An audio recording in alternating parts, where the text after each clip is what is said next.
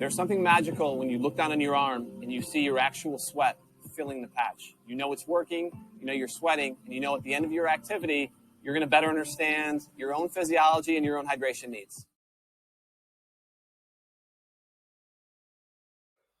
Alrighty guys, a very warm welcome to another video. Now, today we're going to be talking about sweat testing, and this seems to be a very common trend of athletes, age group athletes, professional athletes, all going and getting sweat testing, and it seems like it has been like the next big thing in terms of improving your performance, optimizing your hydration strategy, getting everything dialed in for race day, right? Now, I'm by no means against doing this, but I also think there's like a lot of minutiae that some people maybe don't fully appreciate when it comes to things that are quite variable. And I do think that, part of this channel is to separate fact from fiction. But like anything, my stance on sweat testing, for example, for improving performance and hydration, it's not that I believe there can be great benefits from it, but I also think that it can be a little bit disingenuous from companies that come along and charge you multiple hundreds of dollars to go get a sweat test and then say or make claims like this will improve your performance because based on that one sweat test, you're going to go and, be able to optimize your race day nutrition for a 10-hour event in Kona Hawaiian Ironman or in a hot Hawaiian Ironman or cold Ironman. And that's kind of not the case. Now, to preface this, like anything, it's nuanced. And I think that the benefits of sweat testing are primarily in the actual concentrations of your sweat that you're finding out. So your sodium loss per sweat rate or the concentration of sodium loss. But even that's, there's minutiae around that too. But nonetheless, let's get into the factors that can really influence sweat rate and can kind of offset, some of the potential benefits of just doing one random sweat test in the laboratory or even a field test out on the road, because these things change, and studies have actually shown that even in an individual on day-to-day, the day-to-day variation in sweat rate in the same conditions for the same effort can be anywhere from 5 up to 20% difference. So keep that in mind. But nonetheless, I do believe there can be benefits, but you've always got to think about, is it worth my money? What's the absolute benefit for me? And is it one of those kind of 0.5% things that maybe I don't need to do, or maybe I do need to do? So you got to weigh it up for yourself. This isn't against all this stuff. I'm all for innovation and advancements in knowledge and science. So I do believe it can be beneficial, but just doing a random one-off sweat test, I think, can kind of mislead people in a sense, because these 5 things we have on the left, or 5 factors, are some pretty big influences on sweat rate, and they will change your sweat rate on a day-to-day basis. So the first one is heat adaptation. So you go get your sweat rate tested in an environment, in the lab, wherever it is. If you're living in a cold environment and then you go to a warm environment, that will be the sodium loss that you're experiencing will be quite consistent in the couple of days after you've arrived. However, if you acclimatize over a period of weeks, what's actually going to happen is you're going to become heat adapted. And that means that you're going to have an earlier onset of sweating. You're also going to have an increased sweat rate. So you're going to lose more fluids and lose them quicker.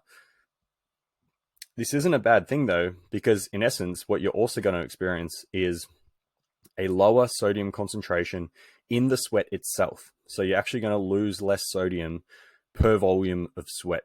And this is one of the ways in which the body acclimatizes to the heat. We know we need to sweat more in order to cool down more. Therefore, we can regulate body temperature better.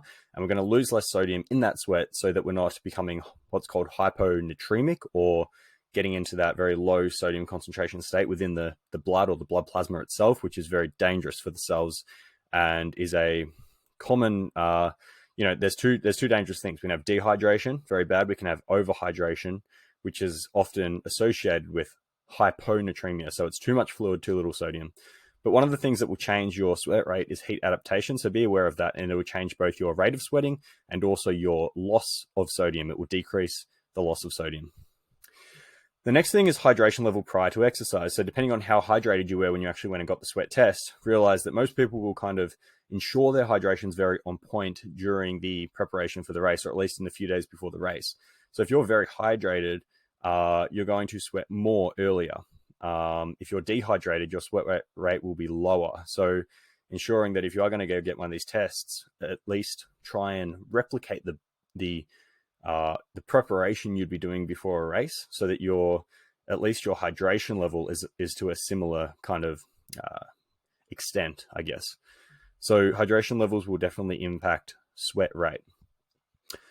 Environmental conditions. So this is one thing we can't replicate in a lab.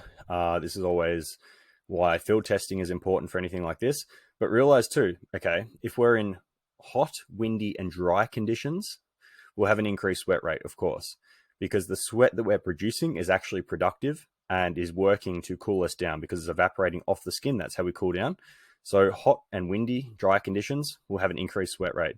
However, if we're in conditions that are of similar temperature, so still warm, but it's still, so it's not windy and it's quite humid, we'll actually have a decrease in sweat rate. And this is because the sweat we're producing, because there's no wind and because of the humidity and the moisture that's constantly on the skin, the constant moisture on that skin actually, one, leads to a reduction in sweat rate. And it's through a few mechanisms, primarily because it's not actually cooling you down, but also it does affect the sweat glands themselves and their capacity to continue producing sweat if the skin is never dry and it's always moist. So in humid conditions, you're actually going to sweat less, which is contrary to what you may think.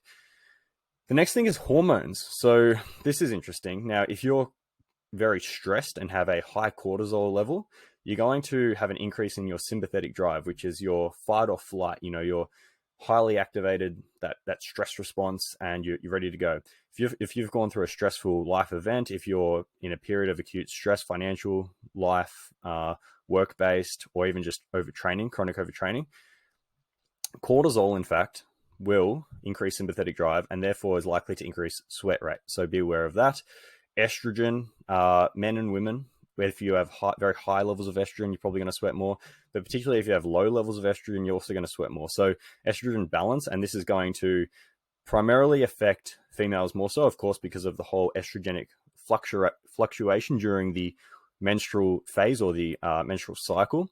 So at different, there have been studies that really show that at different stages of the menstrual cycle, in fact, your sweat rate will be higher or lower depending primarily on those estrogen levels. So that's another factor that, we can't really test for in a one-off random sweat test. Also the thyroid as well. Now, generally your thyroid's going to be quite consistent, but if you are under eating, overtraining a little bit, but also under eating and therefore slowing your basal metabolic rate down in the process because your thyroid's kind of getting hammered and suppressed. And this could be relevant in terms of, okay, if you're cutting weight or trying to cut weight really quick, or too fast, and you slow your thyroid down in the lead up to a race, well, you're going to have a decrease in your sweat rate because your overall basal metabolic rate will be lower, and therefore your metabolism will be slowed. So you're going to sweat less. If you're hypothyroid, you'll have an increased sweat rate, but this won't really, you're very unlikely to induce a hyperthyroid state through training and diet. This will more so be someone who's on, for example, thyroid replacement therapy, levothyroxine, who was hypo and then now they're treating that and they overdose on their meds. Of course, that can increase sweat rate. So be aware of the effect of hormones and different stages of the menstrual cycle, but also for both men and women, all of these things can have a substantial impact on sweat rate. And these vary day to day, week to week. The other one is medication. So you go and get a sweat test and you find everything out, but then that was 6 months ago. And in the meantime, you've started on, for example, an antidepressant, and that is going to lead to an increased sweat rate. The SSRIs in particular, increasing serotonin signaling in the brain, that has an impact on the hypothalamus. Very sciencey, neurobiology or neurochemistry. But at the end of the day, what that does is actually increases decreases the threshold for sweating and increases the perception of body heat in the actual brain centers. So you're going to sweat more and you're going to sweat quicker. So the SSRI medications, some of the diabetes medications can do this as well if they have an impact on the blood sugars, and you maybe drop it down a bit low. So insulin, metformin, all that kind of stuff. There's some other things like the migraine medications. So there are many medications, and then particularly stimulant medications. So medications prescribed for things such as ADHD, like Ritalin, Adderall, all that kind of stuff, because they're stimulant, or any stimulant-based medications will increase sweat rate. There's also medications, for example, that can decrease sweat rate. If you have a cardiac condition and you're put on a beta blocker, well, that's going to decrease your sympathetic drive. It's going to decrease the heart rate. It's also going to decrease your sweating capacity. So that will decrease sweat rate. So if you're changing medications in and before you get one of these tests, realize that that can have quite substantial impacts on your actual sweat rate too. So there's some 5 things. There's more to it than this, but be aware that even now, if we look at the top right hand of the screen, also salt intake in the acute setting can also alter sweat sodium concentrations. Now, this is one of these things which is not quite that well, I guess, portrayed in, when someone goes and gets a sweat test, because overall, if you're very consistent with your salt intake, your sweat sodium will be very consistent. And then if you were to increase your sodium intake, and then over the period of a week, for example, it's still going to be quite consistent to what it was, or decrease your sodium intake, it's still going to be quite consistent, because your long-term salt regulation, or your long-term, one of the mechanisms is regulating your blood pressure long-term, which sodium and fluid retention have a big part on, is what's called the renin-angiotensin, the RAS system, right? Renin, angiotensin aldosterone system. So this is the kidneys regulating the actual levels of sodium. So if you increase sodium, your kidneys are just going to excrete more. So it won't change your actual sweat rate of your concentration of sweat of salt, in the sweat itself in the long run. However, in the acute setting, realize that this RAS system actually takes a few days to really level out. What's going to happen if you increase your salt intake? You will drop your aldosterone level, and that's going to lead to an excretion of sodium long term, or in the context of a few days, a few days. If you have a lot of salt for dinner one night, wake up in the morning, well, that system takes longer than just 12 hours to fully activate and take all that salt out of the body. So doing that, so having a big dinner of sodium, or a high sodium dinner, and then racing the next morning, you for sure will have an increased loss of sodium in your sweat. So be aware of that. Also be aware that often, when you go and get one of these tests, you won't be having, caffeine gels or caffeine pill, whatever people are doing before races in regards to caffeine ingestion and increasing that before a race or on the morning of and during. And caffeine, of course, being a stimulant, like other stimulant medications, caffeine is a stimulant drug, and that will, of course, increase your sympathetic system, your fight or flight, and that will increase sweat rate too. So that's going to have an effect. And then, of course, just this last point, that this is really what the studies have shown on a day-to-day basis, based on all of these factors and many, many more intrinsic factors in the body itself, and that some that we don't even know about, that control metabolism. The body is a very fine-tuned system. The individual sweat rate can vary 5 to 20%. So 20% at the very high end.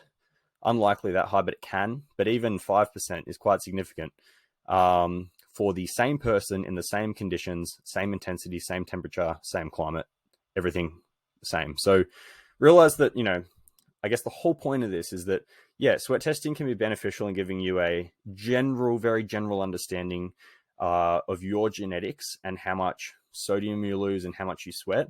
But always remember that there's a lot of context. And if you're stressed, you're going to sweat more. If you're having caffeine, you're going to sweat more. If you're a female and you're in a different phase of your menstrual cycle, you're likely going to sweat more.